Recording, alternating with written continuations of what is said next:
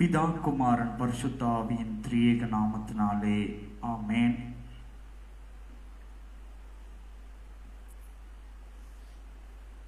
ஜெபம் செய்வோம். நல்ல தகப்பனே, இந்த நேரத்திலும் கர்த்தாவே, 2000 வருடங்களுக்கு முன்பதாக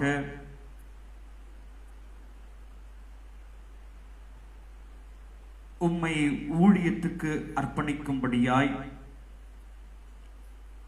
இப்பிரபஞ்சத்தின் குடிகளை மீட்கும்படியாய்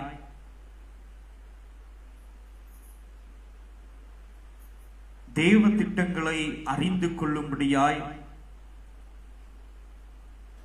தேவ சமூகத்துக்கு காத்திருக்கும்படியாய்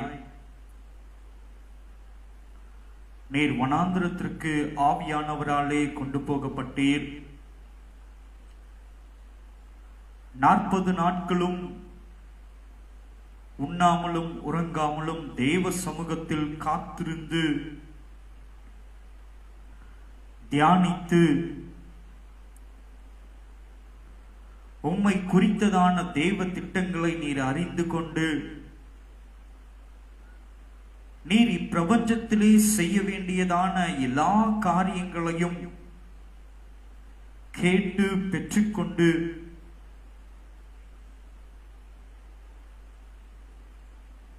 நாற்பது நாட்களை முடித்து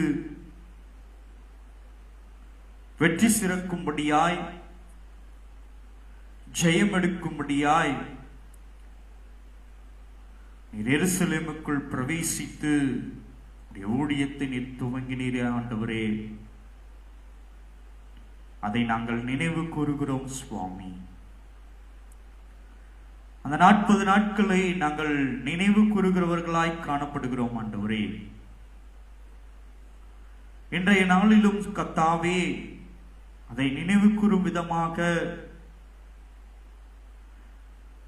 இந்த சாம்பல் புதனில் ஆரம்பிக்கப்படுகிறதான இந்த நாளில்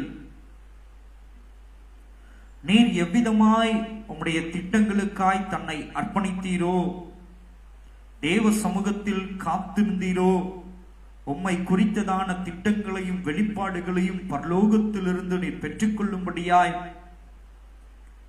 நாங்களும் எங்களை அர்ப்பணிக்கிறோம் சுவாமி. எங்களை குறித்ததான ரகசியங்களையும் பரலோகத்தின் திட்டங்களையும் நாங்கள் இப்பிரபஞ்சத்திலே செய்ய வேண்டிய காரியங்களையும் அறிந்து கொள்ளும்படியாய் எங்களை நாங்கள் அர்ப்பணிக்க இந்த நாளை நீர் எங்களுக்கு ஆசீர்வதித்து கொடுப்பீராக. இந்த சாம்பல் புதனை நாங்கள் ஆசீர்வதித்து நீர் கொடுப்பீராக சுவாமி. எப்படி தகப்பனே எல்லாம் எரிக்கப்பட்டு ஒன்றுமில்லாமல் சாம்பலாய் காணப்படுகிறதோ, அதே போல இப்பிரபஞ்சத்துக்குரியதான நிர்விசாரணங்கள், சுயம் என்கிறதான எண்ணங்கள் எங்கள் இருதயத்திலிருந்து முற்றிலுமாய் எரிக்கப்பட்டு அந்த சாம்பலை போல எங்கள் இருதயத்துக்குள் இப்பிரபஞ்சத்தை குறித்ததான ஒன்றுமில்லாத எண்ணங்கள் காணப்பட நீர் எங்களை பலப்படுத்தி அருள்வீராக சுவாமி. இன்றைய நாளில் கர்த்தாவே, ஏதோ கடமைகளுக்காய் முறைமைகளுக்காய் இவைகளை நாங்கள் செய்கிறவர்களாய் மாத்திரம் அல்லாமல், இந்த சாம்பல் புதன் எதை குறித்து எங்களிடத்துல பேசுகிறது, இந்த சாம்பல் புதனின் நோக்கம் என்ன என்பதை நாங்கள் அறிந்து கொள்ளும்படியாய் நீர் எங்களிடத்துல பேசுவீராக. அதற்காய் நாங்கள் காத்திருக்கிறோம் சுவாமி. நீர் பேசுவீராக. இயேசுவின் மூலம் கேட்கிறோம் ஜீவனுள்ள நல்ல பிதாவே, ஆமென். ஆண்டவரும் உலக இரட்சகருமாகிய இயேசு கிறிஸ்துவின் நிதான நாமத்தினாலே இந்த சாம்பல் புதன் ஆராதனையிலே கலந்து கொண்டிருக்கிறதான, கூடுகையிலே கலந்து கொண்டிருக்கிறதான அன்பு தேவ பிள்ளைகள் யாவருக்கும் என்னுடைய வாழ்த்துதலை நான் தெரிவித்துக் கொள்கிறேன். இந்த நேரத்திலும் கூட எங்களோடு கூட இணைந்து கர்த்தருடைய வார்த்தைகளை இந்த நேரத்தில் கேட்கும்படியாய் நேரலை வாயிலாக கேட்டுக்கொண்டிருக்கிற, பார்த்து கொண்டிருக்கிற அன்பு தேவ பிள்ளைகள் உங்கள் யாவருக்கும் கூட அருள்நாதர் இயேசு கிறிஸ்துவின் நாமத்தினாலே என்னுடைய வாழ்த்துக்களை நான் தெரிவித்துக் கொள்கிறவனாய் காணப்படுகிறேன்.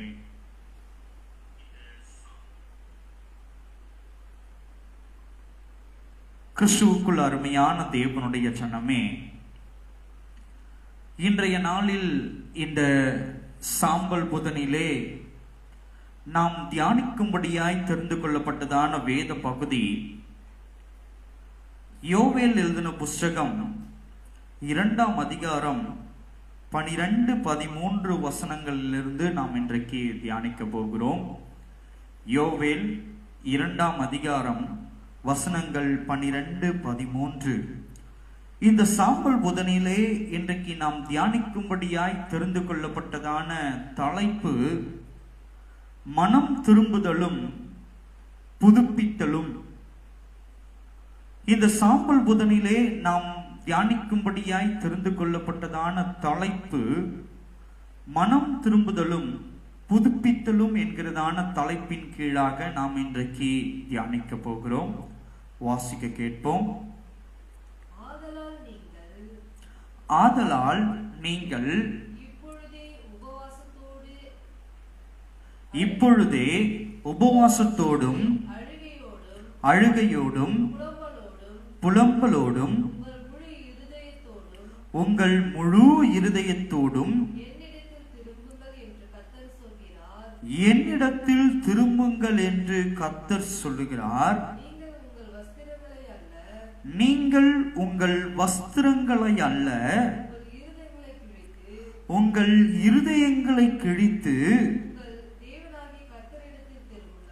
உங்கள் தேவனாகிய கர்த்தரிடத்தில் திரும்புங்கள்.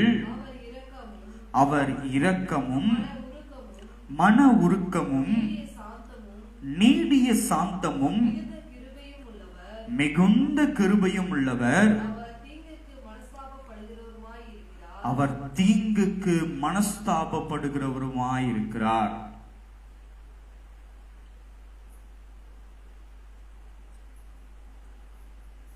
கிறிஸ்துவுக்குள் அருமையான தேவனுடைய ஜனமே, இன்றைய நாளில் கூட இந்த சாம்பல் புதனை நாம் அனுசரித்துக் கொண்டிருக்கிறவர்களாய் இன்றைய நாளிலே காணப்பட்டு கொண்டிருக்கிறோம். அருள்நாதர் இயேசு கிறிஸ்து யோவான் ஸ்நானகன் நிமித்தமாய் ஞான ஸ்நானம் பெற்று இப்பிரபஞ்ச வாழ்க்கையிலிருந்து அவர் இந்த பூமிக்கு வந்ததின் நோக்கத்தை நிறைவேற்றப்படும்படியாய், இந்த பூமிக்கு எதற்காக வந்தாரோ அந்த காரியங்களை செய்யும்படியாய், தன்னுடைய சரீரத்தை அர்ப்பணிக்கும்படியாய் அவர் ஞான ஸ்நானம் பெற்று அங்கிருந்து அவர் வனாந்திரத்துக்கு கடந்து போகிறவராய் காணப்படுகிறார். அவர் வனாந்திரத்துக்கு கடந்து போய் அந்த வனாந்திரத்திலே இரவும் பகலும் ஏறக்குறைய 40 நாட்கள் உலகத்திலிருந்து தன்னை தனிமைப்படுத்திக் கொண்டு தேவ சமூகத்தில் அவர் காத்திருக்கிறவராய் காணப்படுகிறார். இந்த 40 நாட்கள் அவர் தேவ சமூகத்தில் காத்திருந்ததின் நிமித்தமாக இப்பிரபஞ்சத்தின் தேவைகளாகிய முக்கிய தேவையாகிய இந்த சரீரத்தை பலப்படுத்துவதற்காக எடுத்துக்கொள்ளப்படுவதாக இருக்கிறதான அந்த உணவை கூட அவர் எடுத்துக்கொள்ளவில்லை என்று நாம் வேதத்தில் வாசிக்கிறது நிமித்தமாய், தியானிக்கிறது நிமித்தமாய் அறிந்து கொள்ளுகிறவர்களாய் காணப்படுகிறோம். ஏறக்குறைய 40 நாட்கள் ஒரு மனிதன் தேவ சமூகத்தில் காத்திருப்பதின் நிமித்தமாய் எந்த உணவும் அன்ன ஆகாரங்களும் எடுத்துக்கொள்ளாமல் தேவ சமூகத்திலேயே அவர் காத்திருக்கிறவராய் காணப்படுகிறார். எதற்கு?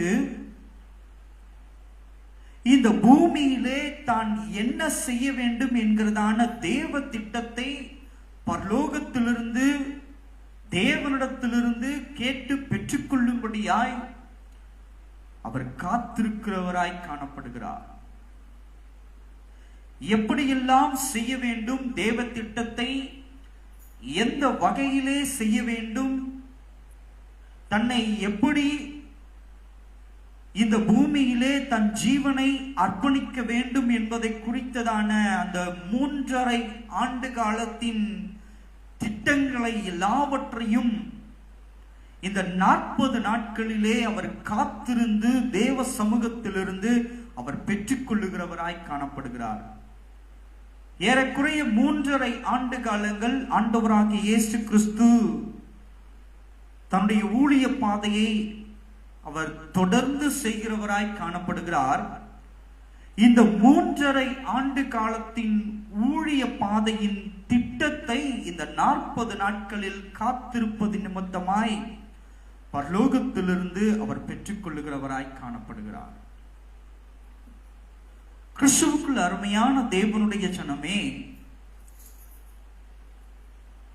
ஆண்டவராகிய இயேசு கிறிஸ்து எப்படி இந்த 3.5 ஆண்டு காலங்களில் தான் இந்த பிரபஞ்சத்தில் என்ன பணியை செய்ய வேண்டும், யார் யாரிடத்திலே பேச வேண்டும், எப்படி தன்னை வடிவமைத்துக் கொள்ள வேண்டும், நடைமுறையிலே தன்னை எப்படி மற்றவர்களிடத்திலே வெளிப்படுத்திக் கொள்ள வேண்டும் என்பதை குறித்து அவர் அறிந்து கொள்ளுகிறாரோ, ஊழியத்துக்குள் பிரவேசிப்பதற்கு முன்பதாக எப்படி தேவனிடத்திலே அவர் காத்திருந்து கேட்டு பெற்றுக் கொள்ளுகிறாரோ, அதே போல இன்றைக்கு நாமும் கூட தேவ சமூகத்தில் காத்திருக்கிறவர்களாய் காணப்பட வேண்டும். எதற்கு? ஒருவேளை இயேசு கிறிஸ்துவை போல 40 நாட்களும் இரவும் பகலும் நாம் உபவாசித்து உண்ணாமல் உறங்காமல் உபவாசித்து ஒருவேளை நம்மால் காத்திருக்க முடியாத சூழ்நிலையாய் இருந்தால் கூட சில மணி நேரங்களாவது உண்மையாக உத்தமமாக தேவனாகிய கர்த்தர் எதிர்பார்க்கிறபடி, கிறிஸ்துவானவர் எதிர்பார்க்கிறபடி அவருடைய சமூகத்தில் இந்த 40 நாட்களாவது நாம் காத்திருக்கிறவர்களாய் காணப்பட வேண்டும். எப்படி இயேசுவானவர் தன்னை தனிமைப்படுத்திக் கொண்டு தேவனோடு கூட அவர் உபவாசித்திருந்தாரோ, அவ்விதமாக இந்த 40 நாட்கள் நம்மை நாம் தனிமைப்படுத்திக் கொள்ளும்படியாய் ஒரு மணி நேரமாவது நம்மை தனிமைப்படுத்திக் கொண்டு தேவ சமூகத்தில் நாம் காத்திருக்கிறவர்களாய் காணப்பட வேண்டும். எதற்காக? தேவனாகிய கர்த்தர் நம்மை எதற்கு இந்த பூமியிலே நம்மை படைத்திருக்கிறார் என்று நம்முடைய திட்டங்களை நாம் கேட்டு அறிந்து கொள்வதற்காக. இன்றைக்கு நாம் என்ன நினைத்து கொண்டிருக்கிறவர்களாய் காணப்பட்டு நம்முடைய வாழ்க்கையை நாம் வாழ்ந்து கொண்டிருக்கிறோம். இந்த பூமியில் நான் பிறந்தேன், நான் பிறந்து வளர்ந்து வாலிப பருவம் அடைந்து எனக்கென்று திருமண வைபோகத்தில் இணைக்கப்பட்டு ஒரு துணையோடு குழந்தைகளை பெற்றெடுத்து அவர்களை வளர்த்து அதற்காய் பாடுபட்டு உழைத்து மீண்டுமாய் வயோதிப காலத்திலே வயதான காலத்திலே தன் ஜீவனை இழந்து போவது என்பதுதான் இன்றைக்கு அநேகருடைய நினைவுகளாய் காணப்பட்டு கொண்டிருக்கிறது.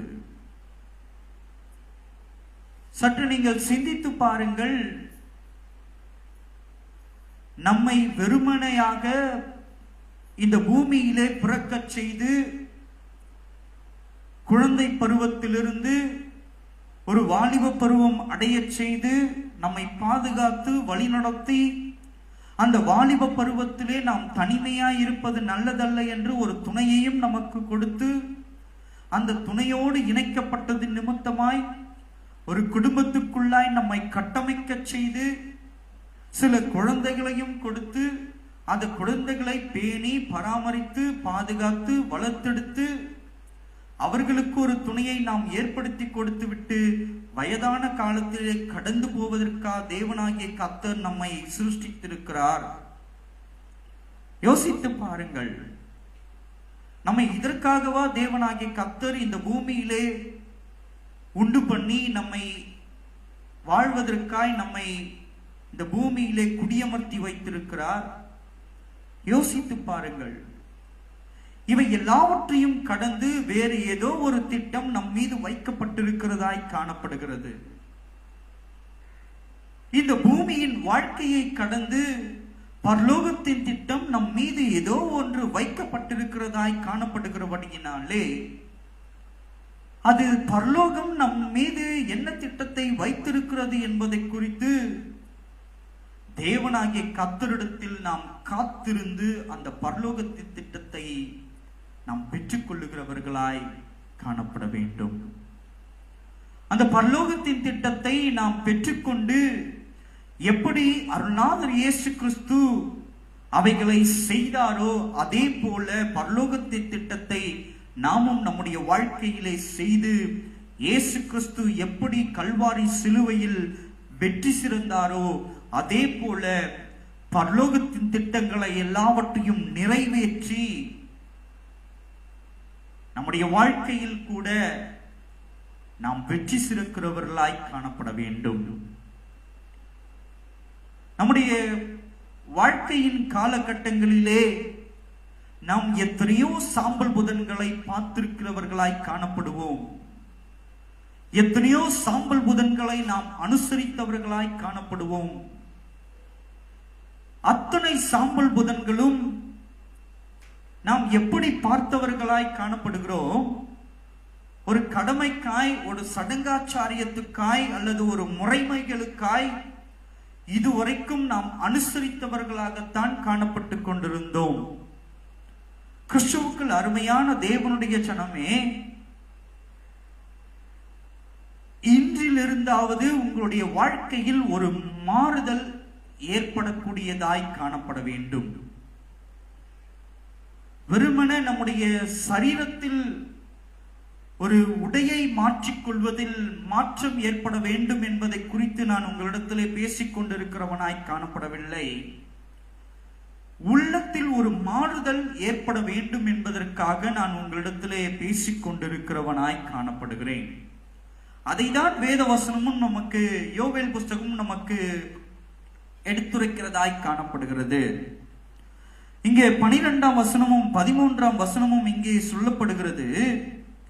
நீங்கள் இப்பொழுதே உபவாசத்தோடும் அழுகையோடும் புலம்பலோடும் உங்கள் இருதயத்தோடும் என்னிடத்தில் திரும்புங்கள் என்று கர்த்தர் சொல்லுகிறார்.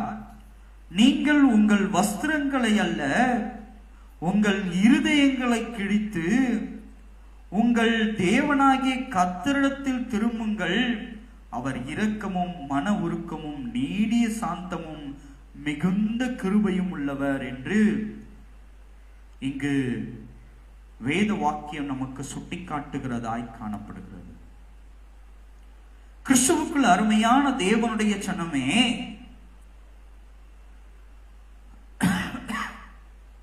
நாம் இன்றைக்கு நினைத்துக் கொண்டிருக்கிற காரியம் என்னவா இருக்கிறது? என்னுடைய வஸ்திரங்களை நான் கிழித்துக் கொள்வதாலோ, என்னுடைய வஸ்திரங்களை நான் மாற்றிக் கொள்வதனாலோ ஒரு மாறுதல் ஏற்பட்டு விடும் என்று நாம் இன்றைக்கு நினைத்துக் கொண்டிருக்கிறவர்களாய் காணப்படுகிறோம். ஆனால் தேவனாகிய கர்த்தர் நம்மிடத்திலே எப்படிப்பட்ட ஒரு மாறுதலை அவர் எதிர்பார்க்கிறவராய் காணப்படுகிறார்? மனம் திரும்புதலும் புதுப்பித்தலும் நம்மிடத்திலே காணப்பட வேண்டும் என்று அவர் எதிர்பார்க்கிறவராய் காணப்படுகிறார். அதைதான் அவர் இங்கே சுட்டிக்காட்டுகிறவராய் இருக்கிறார். உங்கள் வஸ்திரங்களை நீங்கள் கிழித்துக் கொள்ள வேண்டாம், அதற்கு மாறாக நான் எதிர்பார்ப்பது உங்கள் இருதயத்தை நீங்கள் கிழிக்கிறதாய் காணப்பட வேண்டும் என்று தேவனாகிய கர்த்தர் நம்மிடத்திலிருந்து இன்றைக்கு எதிர்பார்க்கிறவராய் காணப்படுகிறார். கிறிஸ்துவுக்குள் அருமையான தேவனுடைய ஜனமே, இந்த சாம்பல் புதன் துவங்கி தவக்காலங்களிலே எத்தனையோ பேர் இன்றைக்கு ஒவ்வொரு வருடமும் உபவாசித்து ஜெபிக்கிறவர்களாய் இருப்பார்கள். அநேகர் ஒருவேளை உபவாசம், அநேகர் 2 வேளை உபவாசம், அநேகர் 3 வேளையும் உபவாசம் கூட இருக்கிறவர்களாய் இருக்கிறார்கள். ஆனால் ஒவ்வொருவருடைய வாழ்க்கையும் இன்றைக்கு மாற்றப்பட்டிருக்கிறதா என்று நாம் ஆராய்ந்து பார்ப்போமானால் இல்லை என்றுதான் சொல்ல வேண்டும். நாம் பல வருடங்கள் இந்த சாம்பல் புதனிலே உபவாசித்து அனுசரிக்கிறவர்களாய் காணப்படுகிறோம். ஆனால் ஒரு வருடங்களில் கூட நம்முடைய இருதயங்களை நாம் கிழிக்காததின் நிமித்தமாகத்தான் ஒவ்வொரு வருடமும் நாம் எப்படி இந்த சாம்பல் புதனை கடைபிடிக்கிறவர்களாய் காணப்படுகிறோம். ஒரு கடமைக்காய், ஒரு சடங்காச்சாரியத்துக்காய், ஒரு முறைமைகளுக்காய் நாம் இந்த சாம்பல் புதனை 40 நாட்களும் அனுசரிக்கிறவர்களாய், கடைபிடிக்கிறவர்களாய் காணப்படுகிறோம். யோசித்து பாருங்கள், இந்த 40 நாட்கள் தவக்காலங்களிலே தேவனாகிய கர்த்தர் தன்னை புதுப்பித்துக் கொள்ளும்படியாய் தனிமைப்படுத்திக் கொண்டார். 40 நாட்களிலே தன்னை புதுப்பித்துக் கொண்டு ஒரு புதிய மனுஷனாய், பரலோகத்தின் திட்டங்களை நிறைவேற்றுகிற மனுஷனாய் ஆண்டவராகிய இயேசு கிறிஸ்து தன்னை இந்த உலகிற்கு அர்ப்பணிக்கும்படியாய் பக்குவப்படுத்திக் கொள்வதற்காக இந்த 40 நாட்களும் தன்னை தனிமைப்படுத்திக் கொண்டவராய் காணப்பட்டார். இயேசு கிறிஸ்துவை பின்பற்றுகிறதாகிய நாமும் கூட அவரை போலவே நம்முடைய திட்டங்களை அறிந்து கொள்வதற்காக இந்த சாம்பல் புதனை நாம் அனுசரிக்கிறவர்களாய் காணப்பட வேண்டும். அதுதான் நம்முடைய இருதயத்தை கிழித்துக் கொள்வதாய் காணப்படும். எந்த மனுஷன் ஒருவன் தன் இருதயத்தை கிழித்துக் கொள்ளுகிறானோ, அந்த இருதயத்தை கிழித்துக் கொள்வதின் நிமித்தமாய் கண்ணீரின் வாயிலாக பிதாவாகிய தேவனை அவன் பார்க்கிறவனாய் காணப்படுகிறான்.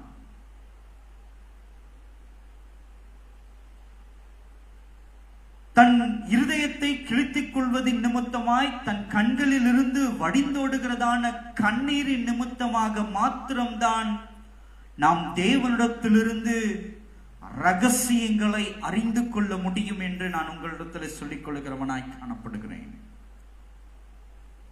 ஏதோ இந்த 40 நாட்கள் தவக்காலங்களிலே, லெந்து காலங்களிலே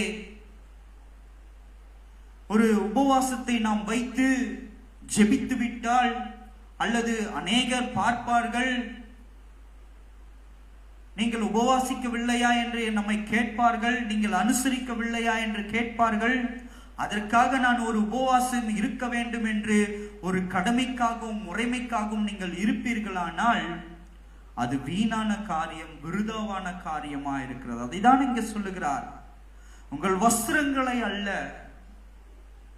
நீங்கள் வஸ்திரங்களை கிழித்துக் கொண்டு ரட்டுடுத்தி சாம்பலில் உட்காருவது ஒரு மாய்மாலத்துக்காய் காணப்படக்கூடாது. நினிவே பட்டணத்தார் எப்படி தங்கள் வஸ்திரங்களை கிழித்துக் கொண்டு ரட்டுடுத்தி சாம்பலில் அமர்ந்தார்களோ, இருதயங்களை கிழிக்கும்படியாய், இருதயத்தில் உணர்வு அடைந்து சாம்பலில் அமர்ந்தார்களோ, அதே போல இந்த 40 நாட்களும் தேவனுடைய சமூகத்தில் காத்திருக்கிற பிள்ளையாய் நாம் காணப்பட வேண்டும். அதைதான் தேவனாகிய கர்த்தர் எதிர்பார்க்கிறவராய் காணப்பட்டார். அப்படி தங்கள் இருதயத்தை கிழித்தது நிமித்தமாகத்தான் நினிவே ஜனங்களுக்கு தேவனுடைய கண்களில் இருந்து இரக்கம் கிடைக்கப்பட்டதாய் காணப்பட்டது. நினிவே பட்டணத்தை அவர் அழிக்காமல் தள்ளி போட்டவராய் காணப்பட்டார். சில காலங்கள் வரைக்கும் எதிர் நிமித்தமாக அந்த இருதயம் கிழிக்கப்பட்டதின் நிமித்தமாக தேவனிடத்திலிருந்து ஒரு இரக்கத்தை அவர்கள் பெற்றுக்கொண்டார்கள். கிறிஸ்துவுக்குள் அருமையான தேவனுடைய ஜனமே, நிலையில்லாத இப்பிரபஞ்ச வாழ்க்கையை வாழ்ந்து கொண்டிருக்கிறதான நாம் சற்று சிந்திக்கிறவர்களாய் காணப்பட வேண்டும். நிலையில்லாத இப்பிரபஞ்ச வாழ்க்கையை வாழ்ந்து நேரத்தையும் காலங்களையும் கழித்துவிட்டு உருண்டோட சென்று போவதற்காகவா நம்மை இந்த இறைவன் படைத்திருக்கிறார் என்பதை குறித்து சற்று யோசித்து பார்க்கிறவர்களாய் காணப்பட வேண்டும். அப்போ நம்மை சிருஷ்டித்து இப்பிரபஞ்சத்திலே நம்மை அனுப்பியிருக்கிறார் என்றால், நம்மை குறித்து பரலோகம் இந்த பூமியில ஏதோ ஒரு காரியத்தை செய்ய வேண்டும் என்பதற்காகத்தான் நம்மை படைத்திருக்கிறதாய் காணப்படுகிறது. அது என்ன என்பதை அறிந்து அதை நிறைவேற்றுகிறவர்களாய் நாம் காணப்பட வேண்டும். அப்படி நிறைவேற்றும் பட்சத்தில் தான் தேவனாகிய கர்த்தர் நம்மை தம்மோடு கூட இணைத்துக் கொள்ளும்படியாய் அவர் இரக்கத்தில் ஐஸ்வர்யம் மிகுந்தவராய் காணப்படுகிறார். அவர் இரக்கத்தில் ஐஸ்வர்யம் மிகுந்தவராய் காணப்படுகிறார். எப்பொழுது எப்பொழுது உன்னை குறித்ததான தேவ திட்டங்களை அறிந்து அவைகளை செயலாக்கப்படும் பொழுது, அவைகளை உன் வாழ்க்கையில் செயலாக்கப்படும் பொழுது தேவனாகிய கர்த்தர் உன் மீது இரக்கம் கொண்டவராய் உன் பாவங்களை எல்லாவற்றையும் மன்னித்து தன்னோடு கூட தன்னுடைய வீட்டிலே அவர் சேர்த்துக் கொள்ளுகிறவராய் காணப்படுகிறார். அப்படிதான் இயேசு கிறிஸ்துவும் கூட தேவ திட்டங்களை 40 நாட்களும் அவர் கேட்டு அறிந்து பெற்றுக்கொண்டு இந்த 3.5 ஆண்டு காலங்களிலே அவைகளை செயலாக்குகிறவராய் காணப்படுகிறார். இறுதியாக இந்த 3.5 ஆண்டு காலங்களின் முடிவில் இறுதியாக நிறைவாக தன் ஜீவனையே அவர் இப்பிரபஞ்ச குடிகளுக்கென்று அர்ப்பணம் செய்து பிரதான பலியாய் தன்னையே ஒப்பு கொடுத்து பிரதான தேவ திட்டத்தை அவர் நிறைவேற்றி 3ஆம் நாள் உயிர்த்தெழுந்து இன்றைக்கு இந்த பூலோகத்திலிருந்து உயிரோடு எடுத்துக் கொள்ளப்பட்டு மகாராஜாவின் வீட்டிலே தனக்கென்று வைக்கப்பட்டிருக்கிறதான தேவாதி தேவனுடைய வலது பார்சத்தில் அவர் வீற்றிருக்கிறவராய், சிங்காசனத்தில் வீற்றிருக்கிறவராய் அவர் காணப்பட்டுக் கொண்டிருக்கிறார். இது ஒரு அடையாளம் நமக்கு. அவர் மாதிரியை காண்பித்து சென்றிருக்கிறார் அருள்நாதர் இயேசு கிறிஸ்து. அவரை பின்பற்றுவேன் என்று சொல்லிக்கொண்டு கிறிஸ்துவத்தை ஏற்றுக்கொண்டு வந்திருக்கிறதான தேவ பிள்ளைகள் ஒவ்வொருவரும் இந்த கிறிஸ்துவத்தில் நமக்கென்று என்ன திட்டத்தை வைத்திருக்கிறார் என்பதை இந்த 40 நாட்கள் தபசு காலங்களில் நாம் கேட்டு பெற்றுக் கொள்ளுகிறவர்களாய் காணப்பட வேண்டும். ஒருவேளை நீங்கள் கடமைக்காய் முறைமைகளுக்காய் செய்வீர்களானால் அது வீணான தவக்காலமாய் இருக்கும், விருதாவானதாய் காணப்படும். அது நீங்க செய்யறதை விட சும்மா இருந்துட்டு போயிடலாம். செய்யறதை விட சும்மா இருந்துட்டு போயிடலாம். கடமைக்காய் செய்வதை காட்டிலும் பிரயோஜனத்துக்காய் தேவ நாமம் மகிமைப்படும்படியாய் நம்மை நாம் அர்ப்பணம் செய்கிறவர்களாய் காணப்பட வேண்டும். ஒரு வசனத்தை கூட நாம் வாசிப்போம். எரேமியாவின் புஸ்தகம் 4ஆம் அதிகாரம் 1ஆம் வசனம் நமக்கு சுட்டி காட்டுகிறது. எரேமியா 4:1.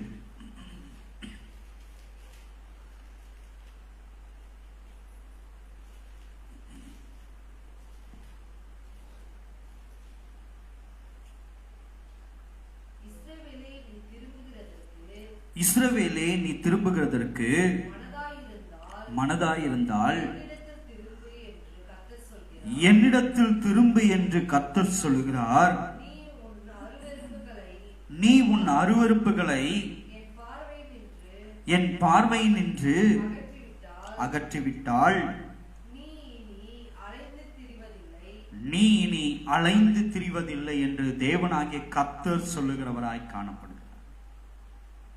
ஆம், கிறிஸ்துவுக்குள் அருமையான தேவனுடைய ஜனமே, இஸ்ரவேலே, நீ மனம் நீ திரும்புகிறதற்கு மனதாயிருந்தால் என்னிடத்திற்கு திரும்பு என்று கர்த்தர் சொல்லுகிறார். இன்றைக்கு உங்களை பார்த்தும் தேவனாகிய கர்த்தர் சொல்லுகிறவராய் காணப்படுகிறார்.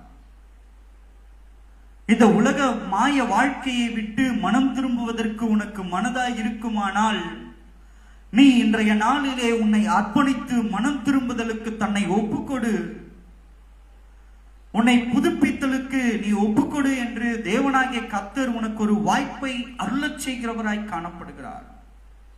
உன்னை குறித்து தேவன் ஒரு திட்டத்தை வைத்திருக்கிறார். அந்த திட்டத்தை நிறைவேற்றும்படியான மனப்பக்குவம் உனக்கு பெற்றுக்கொள்ள வேண்டுமானால் இன்றைய நாளிலே நீ மனம் திரும்புதலுக்காய் உன்னை அர்ப்பணிக்க வேண்டியதாய் இருக்கிறது. இஸ்ரவேல் ஜனங்களை பார்த்து சொன்ன தேவனாகிய கர்த்தர் இன்றைக்கு நம்மை பார்த்து சொல்லுகிறவராய் காணப்படுகிறார். மகனே, மகளே, நீ மனம் திரும்ப விருப்பப்படுகிறாயா என்று. உங்கள் வஸ்திரங்களை அல்ல, உங்கள் இருதய மனம் திரும்புதலை குறித்து, உங்கள் இருதயங்கள் கிழிக்கப்படுதலை குறித்து அவர் பேசிக் கொண்டிருக்கிறவராய் காணப்படுகிறார். இந்த தவசு காலம் என்பது ஏதோ ஒரு கடமைக்காய் நாம் அனுசரித்து போய்விடுவதற்கு அல்ல. தவசு காலத்தில் தேவ திட்டங்களை அறிந்து கொள்ளும்படியாய் நாம் இருதயத்தை கிழிக்கிறவர்களாய் காணப்பட வேண்டும். கிறிஸ்தவ வாழ்க்கை என்பது பெற்றுக்கொள்வதற்காக அல்ல. கிறிஸ்தவ வாழ்க்கை என்பது அர்ப்பணிப்பதற்காக என்பதை இப்பிரபஞ்சம் அறிந்து கொள்ளும்படியாய் நம்முடைய வாழ்க்கை காணப்பட வேண்டும். அருள்நாதர் இயேசு கிறிஸ்து பெற்றுக்கொள்வதற்காக இப்பிரபஞ்ச வாழ்க்கையை அவர் ஏற்றுக்கொள்ளவில்லை. அருள்நாதர் இயேசு கிறிஸ்து தன்னை அர்ப்பணிக்கும்படியாய் இப்பிரபஞ்ச வாழ்க்கையை அவர் ஏற்றுக்கொண்டவராய் காணப்படுகிறார். நாம் நினைத்துக் கொண்டிருக்கிறதான காரியம் என்ன? இப்பிரபஞ்ச வாழ்க்கை என்பது நான் பெற்றுக்கொள்வதற்காகத்தான் என்று நாம் நினைத்துக் கொள்ளுகிறோம். நாம் சேர்த்துக் கொள்வதற்காகத்தான் நினைத்துக் கொண்டிருக்கிறோம். அல்லவே, இப்பிரபஞ்சத்தின் வாழ்க்கை பெற்றுக்கொள்வதற்கு அல்ல. இப்பிரபஞ்சத்தின் வாழ்க்கை அர்ப்பணிப்பதற்கு. எதற்கு? தேவ திட்டத்துக்கென்று தன்னை அர்ப்பணிப்பதற்குத்தான் இப்பிரபஞ்ச வாழ்க்கை. இயேசுவானவர் இதைதான் செய்தார். இதை செய்வதற்காகத்தான் இப்பிரபஞ்சத்திற்கு அவர் இறங்கி வந்தவராய் காணப்பட்டார். அதை தான் இந்த 40 நாட்களும் அவர் கேட்டு பெற்றுக்கொண்டவராய் காணப்பட்டார், தேவ சமூகத்தில் காத்திருந்து. ஆனால் இன்றைக்கு நாம் என்ன செய்து கொண்டிருக்கிறோம்?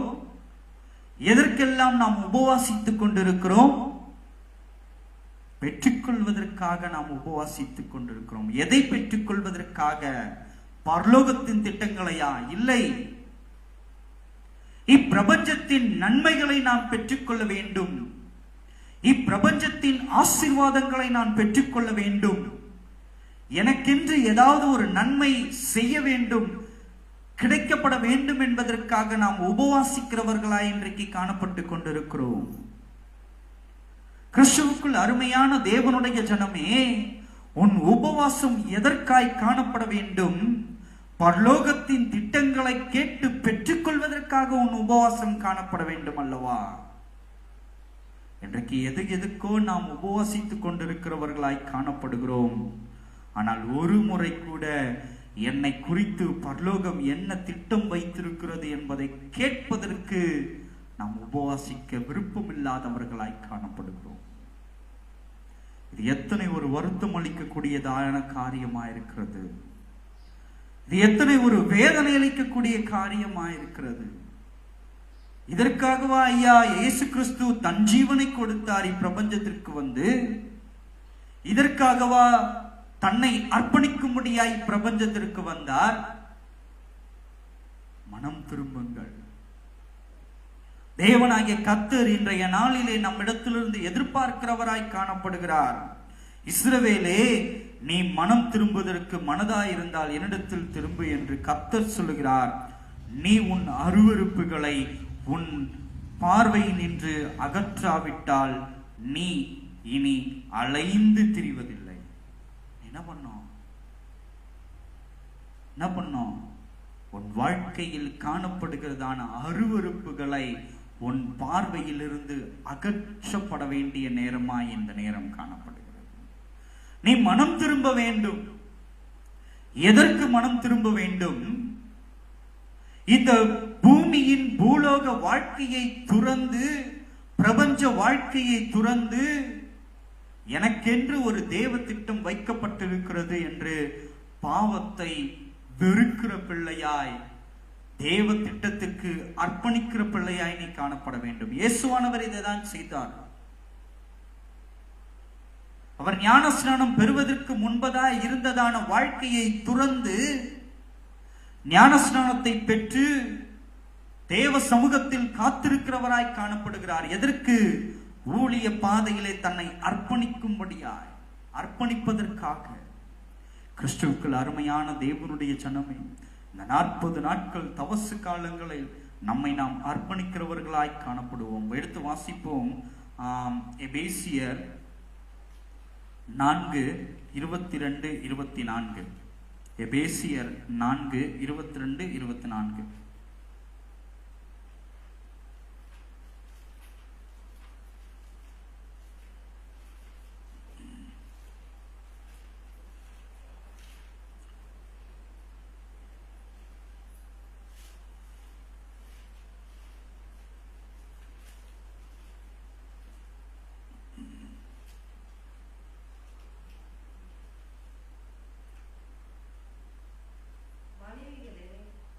எபேசியர் 4ஆம் அதிகாரம் 22ஆம் வசனம் முதல் 24ஆம் வசனம் முடிய.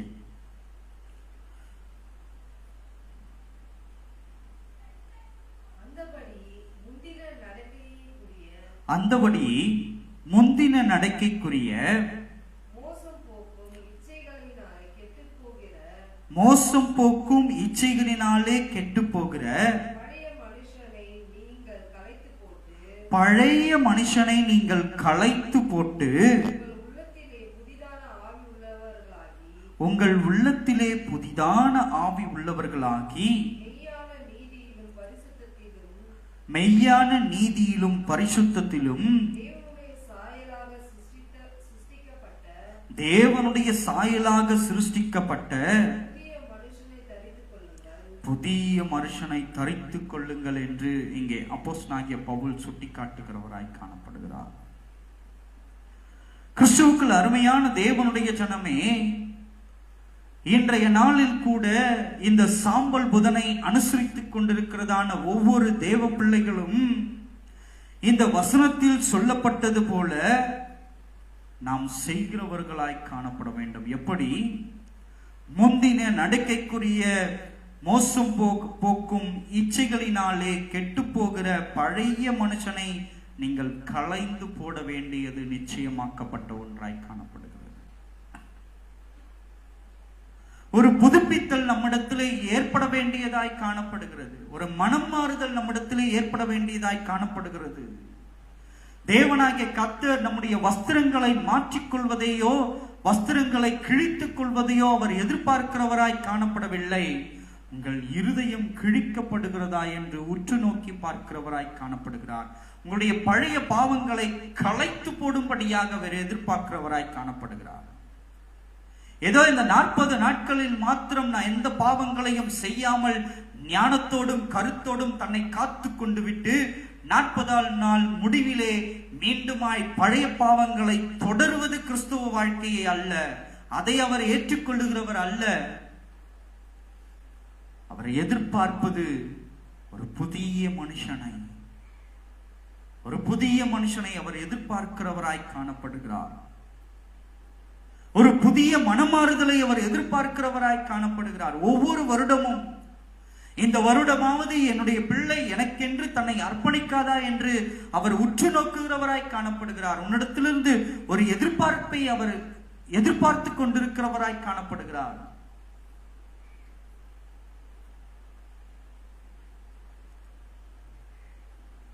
அநேகர் இன்றைக்கு செய்து கொண்டிருக்கிற காரியம் என்னவாய் காணப்பட்டு கொண்டிருக்கிறது? ஒருவேளை இந்த 40 நாட்களும் தன்னை ஒடுக்கி, தன் சரீரத்தை ஒடுக்கி, எந்தவித பாவ வாழ்க்கையிலேயும் ஈடுபடாதபடிக்கு ஞானமாய் தன்னை காத்துக் கொள்வதில் குறியாய் காணப்படுகிறார்கள். இல்லை என்று சொல்லவில்லை, மறுக்கவும் இல்லை நான். ஆனால் இந்த 40 நாட்களை கடந்து 40 நாள் 46 நாட்களை கடந்து இயேசு கிறிஸ்துவானவர் உயிர்த்தெழுதலின் ஈஸ்டர் நாளில் என்ன பண்றாங்க? மறுபடியும் பழைய பாவத்தை தொடர்வது, மீண்டுமாய் உலக வாழ்க்கைக்கு சென்று அந்த இச்சைக்கான காரியங்களை நாம் இச்சித்துக் கொண்டிருப்பது. மாற்றம் அடையவில்லையே.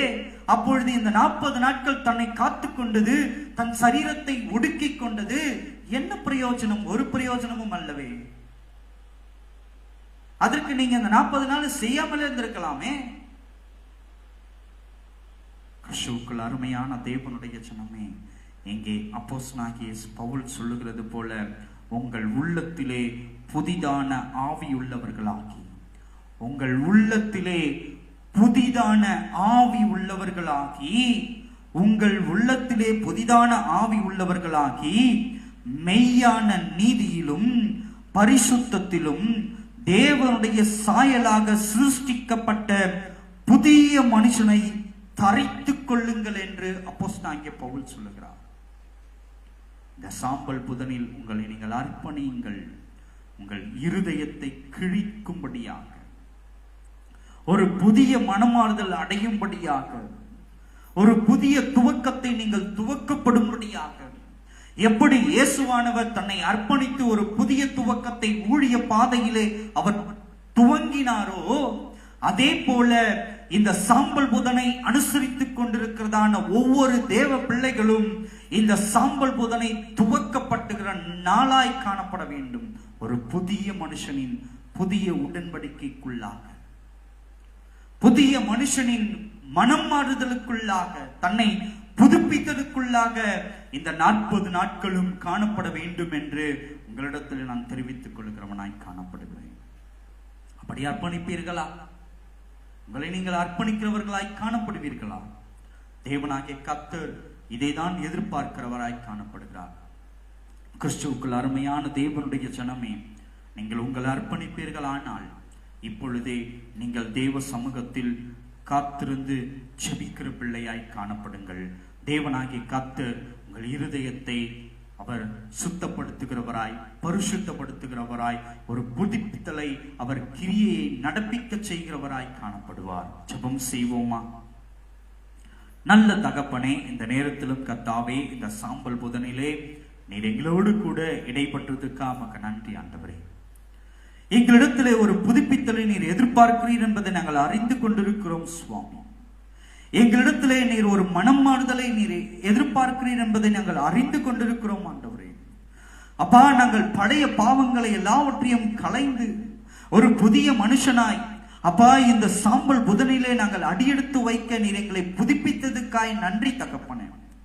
எங்களை நாங்கள் அர்ப்பணம் செய்கிறோம் தகப்பனே, எங்களை நாங்கள் அர்ப்பணிக்கிறோம் ஐயா. அப்பா, இந்த செய்தியை கேட்டு, இந்த வார்த்தைகளை கேட்டு இந்த நேரத்திலே யார் யாரெல்லாம் உம்மிடத்திலே ஜெபிக்கிறார்களோ அப்பா, அவர்கள் மனமாற்றம் அடையத்தக்கதாய் நீர் அவர்களுக்கு அருளச் செய்வீராக ஆண்டவரே. ஒரு புதிய உடன்படிக்கைக்குள்ளாய் அவர்கள் பிரவேசிக்க, தங்கள் இருதயத்தை கிழித்து அப்பா ஒரு புதிய உடன்படிக்கைக்குள்ளாய் ஒரு ஜீவிய வாழ்க்கை வாழ்வதற்காக தன்னை அர்ப்பணிக்க அவர்கள் மனமாற்றல் அடைய நீர் கிருபை செய்வீராக. அவர்களை வழி நடத்துவீராக, காத்துக்கொள்வீராக, பலப்படுத்துவீராக. இயேசுவின் மூலம் கேட்கிறோம் ஜீவனுள்ள நல்ல பிதாவே. ஆமென், ஆமென்.